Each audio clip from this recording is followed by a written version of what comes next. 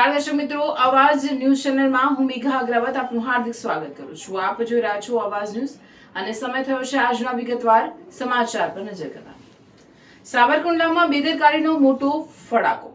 ગટર લાઇનના કામમાં ગુજરાત ગેસની મેઇન લાઇન તોડાઈ। જનતા બાગ પાસે મોતને આમંત્રણ, જીયુડીસીની બેદરકારીથી ગેસ લાઇન તૂટતા સર્જાયા ભયના દ્રશ્યો। સાવરકુંડલા જેસીબીની ટક્કરથી ગેસ પાઇપલાઇન ફાટી મોટા અવાજ સાથે ફેલાયો ફફડાટ। સેફટીના નિયમો નેવે મૂકી ગટરનું કામ કરતા ગેસ લાઇનમાં મોટું ગાબડું। સાવરકુંડલામાં ગેસ લાઇન દુર્ઘટના, ગંભીર ક્ષતિ છતાં તંત્ર મૌન, સ્થાનિકોમાં ભારે રોષ।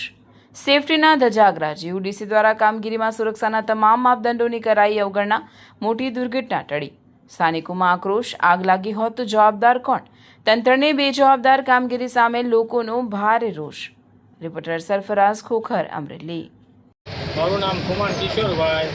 જનતા બાગની અમે ગટર લાઇનનું કામ ચાલુ હોવાથી ગેસની મેઇન લાઇન તૂટી અને લોકોના અફડાતફડી હતી અને તંત્ર આમાં ધ્યાન આપે તો સારું। તંત્ર અત્યારે નિર્ણયધીનમાં હોય એવું દેખાય છે અને વહેલી તકે તંત્ર જાગે અને અનિસે બનાવ ન બને। આગ લાગી હોત તો જવાબદાર કોણ હોત?